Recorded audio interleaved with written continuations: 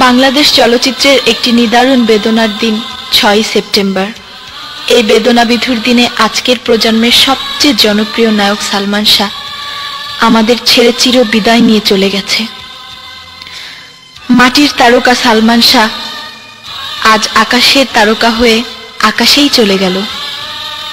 অকালে চলেই যদি যাবে, তাহলে কেন এই সালমান শাবনূর জুটি? ভক্তদের আমি একা কেমন করে বোঝাবো আর কোনোদিন নতুন কোনো ছবিতে সালমান শাবনূরকে দেখা যাবে না? কে বলে সালমান নেই? কে বলে আমাদের প্রিয় নায়ক সালমান নেই? আছে, ওই তো কত ছবির রূপালী পর্দায় আমি আছি, নায়ক সালমান শাহ আছে। কোটি ভক্তের মাঝে নায়ক সালমানের স্মৃতি আমাকেও ক্ষতবিক্ষত করে দেয়। ওর অসমাপ্ত ছবির কাজগুলো আমার কাছে মনে হয় একটি করে বেদনার পাহাড়। কত ছবিতে অভিনয়, ওর সাথে হেসেছি, কেঁদেছি, কিন্তু বাস্তবে যে ওর জন্য আমাদের কাঁদতে হবে ভাবিনি। বাস্তবে সবাইকে ফাঁকি দিয়ে দুঃখের সাগরে ভাসিয়ে চলে গেছে প্রিয় নায়ক সালমান।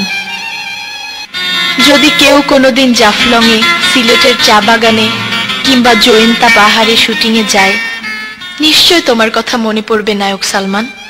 সুরমা নদীর পাড়ে, হযরত শাহজালালের মাজার প্রাঙ্গণে নায়ক সালমান নেই বিশ্বাস হয় না। এই পৃথিবীর বুকে নতুন কোনো ছবিতে অভিনয় করতে আর আসবে না আমাদের প্রিয় নায়ক সালমান। বাংলাদেশ চলচ্চিত্রের আকাশে এক ধূমকেতুর মতো এসেছিল নায়ক সালমান।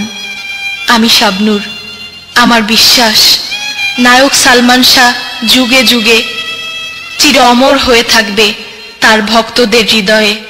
সিলেটের পুণ্য মাটির সাথে মিশে আছো আমাদের প্রিয় নায়ক সালমান।